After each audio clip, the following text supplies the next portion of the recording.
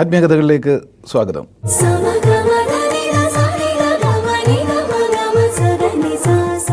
ഇന്ന് ആത്മീയകഥകളിൽ നാം ചിന്തിക്കുന്നത് ഈ നിദ്രയിലെ ആത്മീയ ശാസ്ത്രം.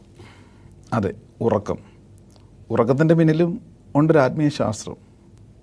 ഉറക്കം ഇത്ര പ്രധാനപ്പെട്ടതാണോ നമ്മുടെ ജീവിതത്തിൽ എന്ന് ചോദിച്ചു കഴിഞ്ഞാൽ അതാണ് പരമപ്രധാനം. ആരോഗ്യത്തിൻ്റെ ഏറ്റവും നല്ല ലക്ഷണം 6 മണിക്കൂർ തൊട്ട് 8 മണിക്കൂർ വരെ നല്ലതുപോലെ ഉള്ള ഗാഠമായൊരു നിദ്ര ലഭിക്കുന്ന ഒരു വ്യക്തിക്ക് എല്ലാ വിധത്തിലുള്ള ആരോഗ്യവും ഐശ്വര്യവും സമ്പത്തും അഭിവൃദ്ധിയും എല്ലാം ഉണ്ടാകും എന്നുള്ളതാണ്. ഉറക്കം നഷ്ടപ്പെടുമ്പോഴാണ് സർവ്വ രോഗങ്ങളുടെയും തുടക്കമെന്ന് പറയുന്നത്. നമ്മുടെ ചിന്തകൾ ഡൈവേർട്ട് ചെയ്തു പോകുന്നു, ചിന്തയിലൂടെ ഉൽപ്പാദനക്ഷമത കുറയുന്നു. ഇതെല്ലാം ഉറക്കവുമായി ബന്ധപ്പെട്ടിരിക്കുന്നു. അപ്പോൾ നമ്മുടെ പൗരാണികത കാലം മുതൽ ഇത് വളരെ ശ്രദ്ധിച്ചുള്ള ജീവിത രീതിയും ചിന്താഗതിയും ശൈലിയും ഒക്കെ ആയിരുന്നു നമ്മൾ പൂർവികർ ആചരിച്ചിരുന്നത്. അതുകൊണ്ട് തന്നെ നിദ്രയ്ക്ക് തന്നെ ഒരു ദേവനുണ്ട് എന്നുള്ളതാണ്. ഗ്രീക്കിലൊക്കെ നിദ്രയ്ക്ക് വേണ്ടി നിദ്രയെ ആരാധിക്കാൻ തന്നെ ഇപ്പോഴും ഒരു ദേവനുണ്ട്. ആ ദേവൻ്റെ പേരാണ് ഹിപ്നോസിസ്. ഹിപ്നോസിസ് നമ്മൾ നോക്കിക്കഴിഞ്ഞാൽ മയക്കം, ഉറക്കം തൂങ്ങി എന്നൊക്കെയാണ് ലഭിക്കുന്ന, നിഘണ്ടുവിൽ നോക്കിയാൽ ലഭിക്കുന്ന ഉത്തരം. അപ്പം ഈ മയക്കം അല്ലെങ്കിൽ ഉറക്കം എത്രത്തോളം നമ്മുടെ ആരോഗ്യത്തെ, നമ്മുടെ ജീവിതത്തിൻ്റെ താളത്തെ നിലനിർത്തുന്നു എന്നുള്ളതാണ് സൂചന നൽകുന്നത്. അപ്പം നിദ്രയ്ക്കും ഉണ്ട്, നിദ്രയിൽ പിന്നിലും ഒരു ആത്മീയ ശാസ്ത്രം ഒളിഞ്ഞിരിക്കുന്നു. അതിനെപ്പറ്റിയാണ് നമ്മൾ വിചാരം ചെയ്യുമ്പോൾ അറിയാനുള്ളത്. നേരത്തെ ഉറങ്ങുക, നേരത്തെ ഉണരുക എന്നൊരു സംസ്കാരം, ഒരു സംസ്കൃതി നമുക്കുണ്ടായിരുന്നു. ഇപ്പോഴും ഉണ്ട്, പലരും അത് ആചരിക്കുന്നവരുണ്ട്. പണ്ട് കാലത്ത് ഇലക്ട്രിസിറ്റി ഒന്നും കടന്നു വന്നിട്ടില്ല. ഭക്ഷണം സൂര്യൻ അസ്തമിക്കുന്നതിന് മുമ്പേ കഴിക്കും. ഇപ്പോഴും യൂറോപ്പിലൊക്കെ എങ്ങനെയാണ്, നേരത്തെയാണ് നമ്മൾ ഡിന്നർ കഴിക്കുക. ശരിക്കും പറഞ്ഞാൽ ഉറങ്ങുന്നതിന് 3-4 മണിക്കൂർ മുമ്പ് തന്നെ ആഹാരം മിതമായിട്ടുള്ളത് കഴിച്ച ശേഷം. ഒട്ടും ഉറക്കത്തിന് ഡിസ്റ്റർബൻസ് വരാൻ പാടില്ല.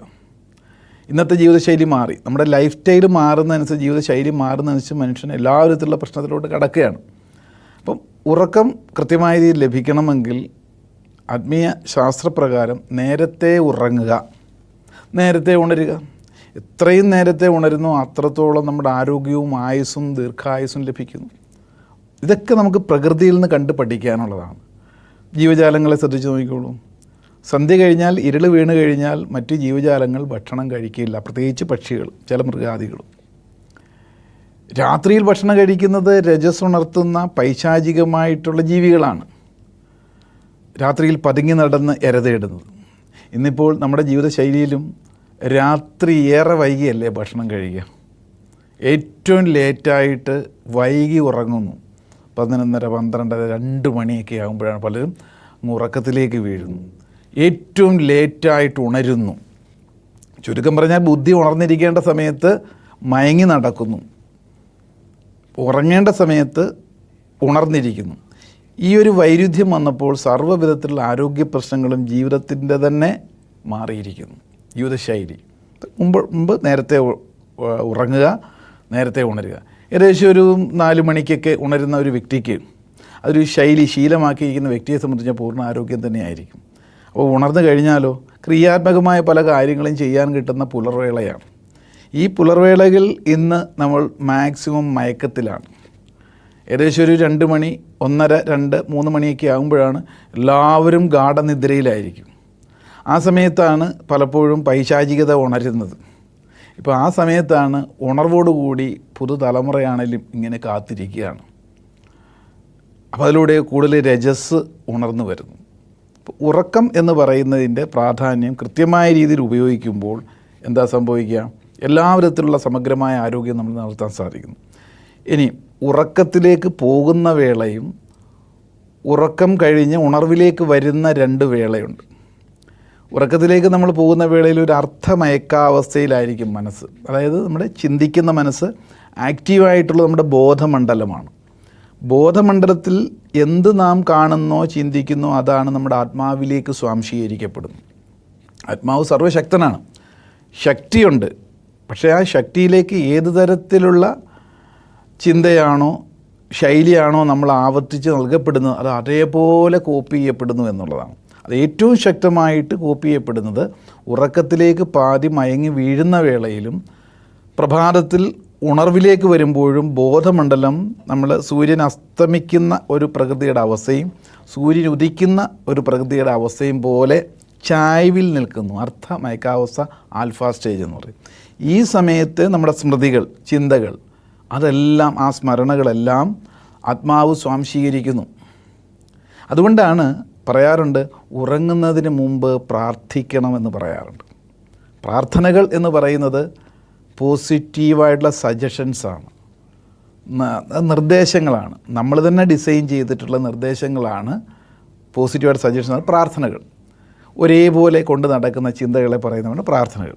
അത് ഉറങ്ങുന്നതിന് മുമ്പും ഉറക്കം ഉണരുമ്പോഴും ഈ പ്രാർത്ഥന ഒരേപോലുള്ള പാറ്റേൺ ഓഫ് വേഡ്സിനെ പറയുന്ന പേരാണ് പ്രാർത്ഥന.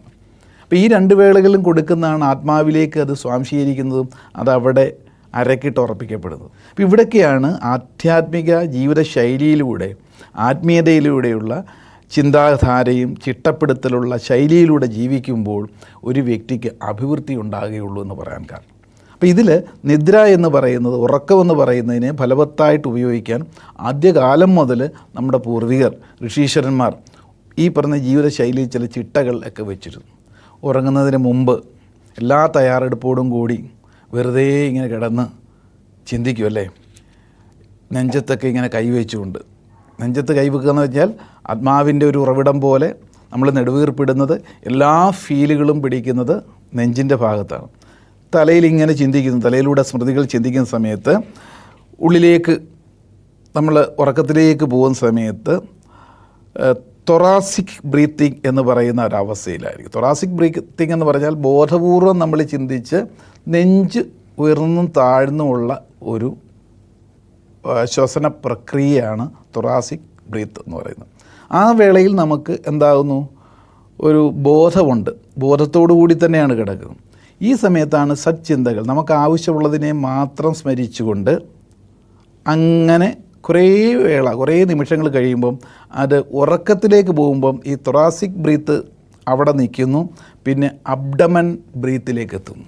അതുകൊണ്ടാണ് നമ്മൾ കണ്ടിട്ടുണ്ട് കുട്ടികളൊക്കെ ഉറങ്ങുമ്പോൾ അവരുടെ അബ്ഡമൻ ഭാഗം ഇങ്ങനെ ഉയർന്നതാണ്. ഡീപ്പ് സ്ലീപ്പ് അവസ്ഥയാണ്. ഈ വേളയിലാണ് നമ്മുടെ ജീവാത്മാവും പ്രപഞ്ചത്തിലുള്ള പരമാത്മാവുമായിട്ട് ലയിച്ച് കിടക്കുന്നൊരവസ്ഥ. അതെല്ലാവരും പറയാറുണ്ട്, ഗോഡ് ഈസ് വിതിൻ യു, നിൻ്റെ ഉള്ളിലാണ് ദൈവം ഇരിക്കുന്നത്. അപ്പോൾ പ്രപഞ്ച മനസ്സുമായിട്ട് കമ്മ്യൂണിക്കേറ്റ് ചെയ്യുന്നൊരവസ്ഥ ഇത് നിലനിൽക്കുമ്പോൾ മാത്രമാണ് ബോധമണ്ഡലത്തിൽ നമ്മൾ മുമ്പ് കൊടുത്തതെല്ലാം പരമാത്മാവിലേക്ക് എത്തപ്പെടുകയുള്ളൂ എന്ന് പറയാൻ കാരണം.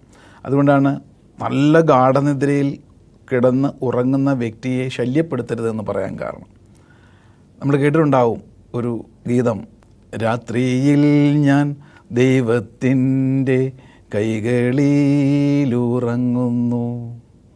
മറ്റൊന്ന് നമ്മൾ കേട്ടിട്ടുണ്ട്, നമ്മൾ ഈ ലോകത്തു നിന്ന് പോകുമ്പോൾ എങ്ങനെയാകണം അല്ലെ എങ്ങനെയൊക്കെയാണ് അവസ്ഥ എന്ന് സൂചിപ്പിക്കുന്നതാണ് സമയമാം രഥത്തിൽ ഞാനെന്ന് പറയുന്ന നമ്മുടെ ഒരു ജീവാത്മാവ്, സമയമാം രഥത്തിൽ ഞാൻ സ്വർഗയാത്ര ചെയ്യുന്നു. എൻ സ്വദേശം, ഏതാ എൻ്റെ സ്വദേശം? പ്രപഞ്ചശക്തി, പരമാത്മാവ്. എൻ സ്വദേശം കാൺമതിനായി ഞാൻ തനിയെ പോകുന്നു. അപ്പം ജീവിച്ചിരിക്കുമ്പോൾ നമ്മളുടെ ബോധമണ്ഡലം പരിപൂർണമായിട്ടും കട്ടായി ഉപബോധമണ്ഡലത്തിൽ അല്ലെങ്കിൽ ആത്മതലത്തിൽ, എന്നാൽ ഈ ഭൗതിക ജീവിതത്തിൽ ജീവിക്കുന്നൊരവസ്ഥ, ഇത് ദൈവത്തിൻ്റെ കരങ്ങളിലാണ് എന്ന് പറയും. അപ്പം ദൈവത്തിൻ്റെ കരങ്ങളിലേക്ക് നമ്മൾ പോകുന്നതിന് മുമ്പ് ബോധപൂർവം നമ്മുടെ ഉള്ളിലേക്ക് കൊടുക്കുന്ന ഉറക്കവേളയിൽ ഉറക്കത്തെ അതിൻ്റേതായ മൂല്യം കണ്ടുകൊണ്ട് ആവശ്യമുള്ള നിർദ്ദേശങ്ങൾ കൊടുത്താൽ തീർച്ചയായിട്ടും നമ്മുടെ ജീവിതത്തിൽ വേണ്ടതെല്ലാം ഈ പ്രപഞ്ചം നമ്മളോട് ചേർന്ന് നിന്ന് സാധിച്ചു തരുന്നു എന്നുള്ളതാണ്. അങ്ങനെയാണ് ഓരോരുത്തരും പലതും കരസ്ഥമാക്കുന്നത്. എന്തായാലും ആത്മീയ നിദ്രാശാസ്ത്രത്തിൽ തൊറാസിക് ബ്രീത്തും അബ്ഡമൻ ബ്രീത്തും അതിൻ്റെ പ്രസക്തിയെ സംബന്ധിച്ച് മനസ്സിലായിക്കാണെന്ന് വിശ്വസിക്കുന്നു.